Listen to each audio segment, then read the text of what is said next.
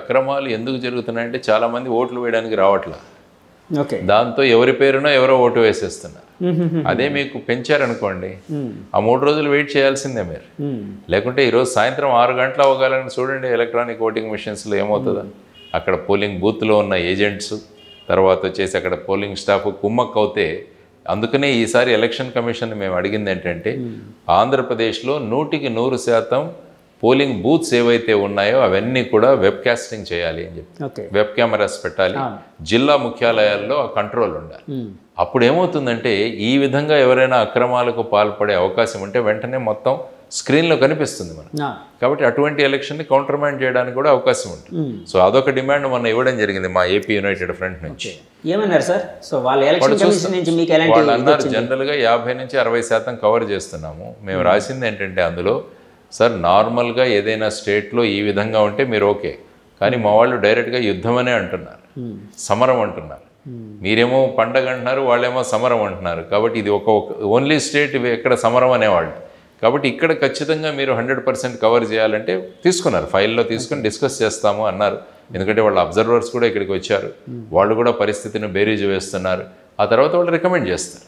ఏముంది దాంట్లో మానిటర్స్ పెట్టడం, సీసీటీవీ కెమెరాస్ పెట్టడం, దాన్ని సెంట్రలైజ్డ్ కనెక్షన్ పెట్టడం, ఇవన్నీ కూడా. ఎప్పుడైతే మనల్ని ఎవరో అబ్జర్వ్ చేస్తున్నారు అంటే మన ధోరణి వేరేగా ఉంటుంది. కాబట్టి ఆ విధంగా అంటే ప్రజల్లో కూడా ఒక ట్రాన్స్పరెన్సీ అనేది ఉంది. సో మనం నిజాయితీగా ఎన్నుకోవచ్చు, నిజాయితీగా ఓటేయచ్చు అనే ఒక భావన కూడా బలపడుతుంది కదండి. డెఫినెట్గా బలపడుతుంది. ఈవెన్ వీవీప్యాట్ గురించి కూడా సుప్రీంకోర్టులో జరుగుతుంది కదా.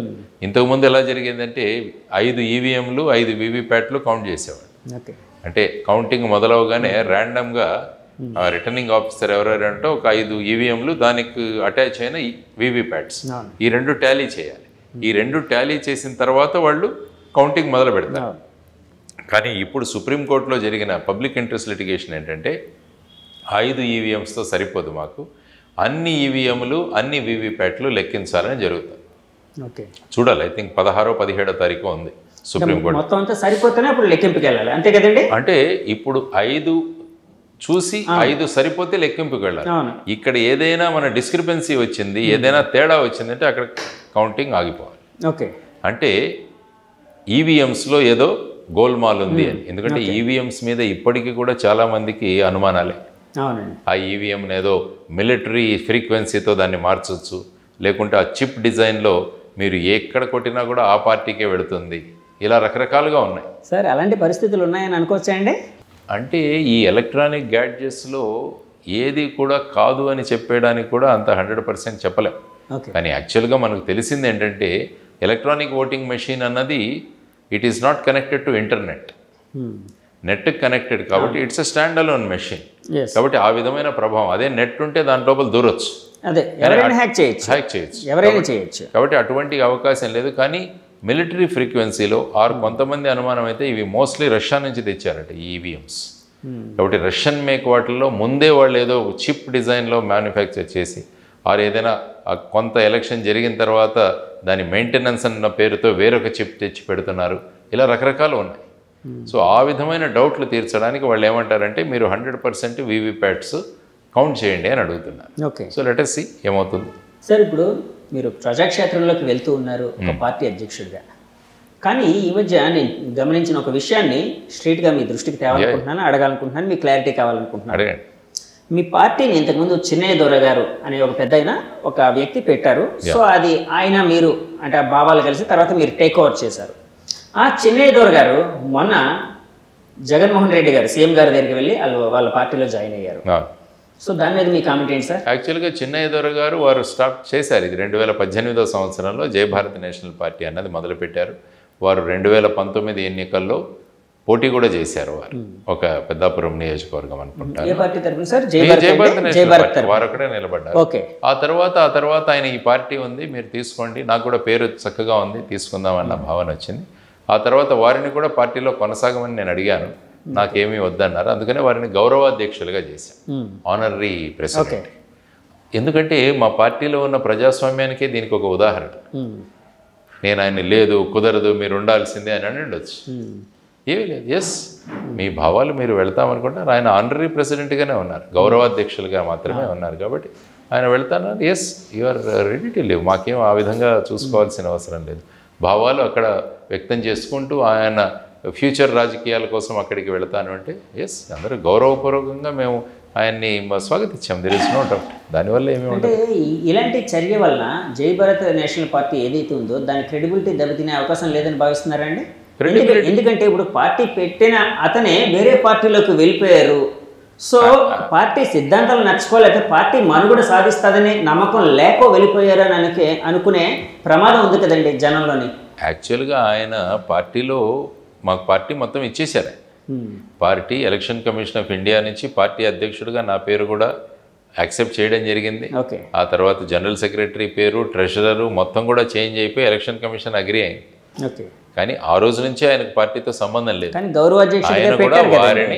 ఆయన కూడా వారిని రిక్వెస్ట్ చేశాను, మీరు ఒక మంచి సద్భావంతో మొదలుపెట్టారు, మీరు కూడా పార్టీకి మంచి పేరు పెట్టారు, కాబట్టి మీరు గౌరవాధ్యక్షులుగా ఉంటే బాగుంటుంది అన్నది వారు కోరుకున్నారు. వారు కూడా ఓకే అన్నారు.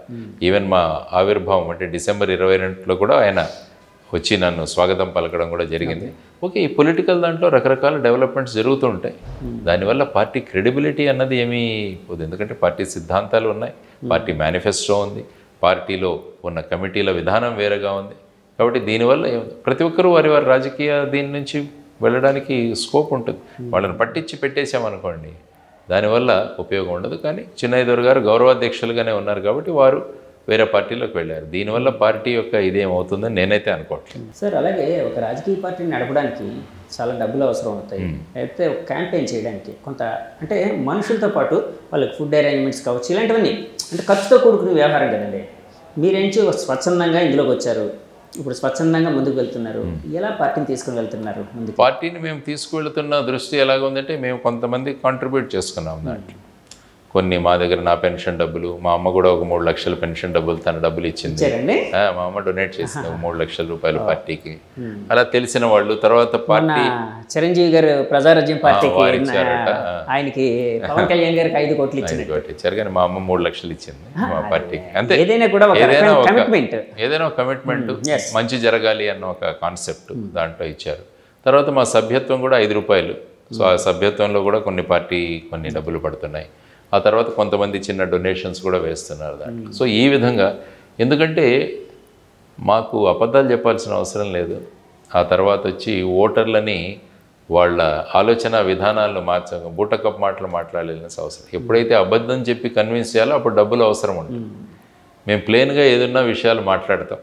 కాబట్టి ఉన్న ఖర్చుతో చిన్న చిన్న ఖర్చులు, మా ఖర్చులు ఏంటి, కండువా ఖర్చులు, లేకుంటే చిన్న ఆఫీస్ నడుపుకోవడానికి అద్దె, ఇలాంటివి. తర్వాత క్యాండిడేట్లు ఎవరైతే ఉంటారో వాళ్ళ ఎలక్షన్ ఎక్స్పెండిచర్లు వాళ్ళు పెట్టుకుంటారు.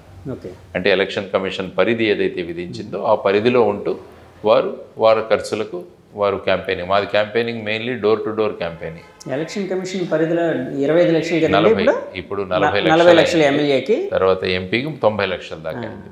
సో ఈ పరిధిలో ఉంటూ అదే జీరో బడ్జెట్ కాన్సెప్ట్ మనం. అలాగే సార్, 40 లక్షల పరిధి అని అన్నారు కదండి. మీ దాంట్లో అలాంటి క్యాండిడేట్లు ఒక 40 లక్షల వరకు పెట్టుకోగలిగే క్యాండిడేట్లు మీ వైపు వస్తున్నారా సార్? మా వాళ్ళంతా కూడా ఉద్యోగాలు చేస్తున్న వాళ్ళు. అందుకే అడుగుతున్నానండి. అంటే ఒక మధ్యతరగతి వాళ్ళు లేకపోతే ఇంటలెక్చువల్ పీపులే వస్తూ ఉంటారు కదండి. సో వాళ్ళకి డబ్బులు ఖర్చు పెట్టే కెపాసిటీ ఉందా అని అడుగుతున్నాను. మాకు ముఖ్యంగా మేము నమ్ముకున్నవి 2. మొదటిది వచ్చేసి రాష్ట్రంలో ఉన్న యువతరం, వాళ్ళ ఆలోచన విధానాలు. నెంబర్ 2 మహిళలు కూడా వాళ్ళు అనుకుంటాం మనం పెద్ద పొలిటిక్స్లో వాళ్ళకు ఉండదు, కానీ మహిళలకు ఉన్నంత సునిశ్చితమైన విశ్లేషణ వేరే ఎవరికి ఉండదు. ఆ తర్వాత 3వది వచ్చేసి ప్రస్తుత కాలంలో ఉన్న సోషల్ మీడియా. కాబట్టి మెయిన్ స్ట్రీమ్గా మన ప్రచారానికి ఇంతకుముందు మెయిన్ స్ట్రీమ్ ఛానల్స్ కావాలి, పేపర్లో అడ్వర్టైజ్మెంట్స్ పడాలి. ఇవన్నీ ప్రస్తుత కాలంలో సోషల్ మీడియా అన్నది కూడా ప్రభావంగా పనిచేస్తుంది. కాబట్టి ఈ 3, యువతరం, మార్పు కోరుకుంటున్న యువతరం, పిల్లల జీవితాలు బాగుండాలి, భవిష్యత్తు బాగుండాలి, మా ఇంట్లో సంపాదన అంతా కూడా అభివృద్ధికి కావాలి మా ఫ్యామిలీ కుటుంబానికి అని అనుకుంటున్న మహిళలు, ఆ తర్వాత వచ్చేసి సోషల్ మీడియా. ఈ 3 మీద చెప్పగానే నాకు గుర్తొస్తుందండి, మంగళయాన్ సినిమా కూడా వచ్చింది, ఒకటి చూసాను. అందులో ఆ మహిళలే దాన్ని సక్సెస్ అయ్యేటట్టు చేయడం, ఆ సీక్రెట్స్ జరిగింది. యాక్చువల్గా మీరు చూసుకుంటే రాష్ట్రంలో మహిళా ఓటర్స్ ఎక్కువ ఉన్నారు compare to male voters, female voters ఎక్కువ ఉన్నారు. సార్ మీరు అందరినీ కలుస్తూ ఉంటారు కదా, ఇప్పుడు మేల్ ఓటర్స్ ఇప్పుడు ఆపరేషన్ లేకుండానే మోకాళ్లకు ప్లాస్మా ట్రీట్మెంట్, మీ ఆర్థోపెటిక్ సమస్యలన్నిటికీ రోబోటిక్ టెక్నాలజీ ద్వారా తక్కువ ఖర్చుతో శాశ్వత పరిష్కారం, ఫ్రీ కన్సల్టేషన్, ప్రతి ట్రీట్మెంట్ పై 20% డిస్కౌంట్. ఈ ఆఫర్ కొద్ది రోజులు మాత్రమే, త్వరపడండి. V9 hospitals 9281465842.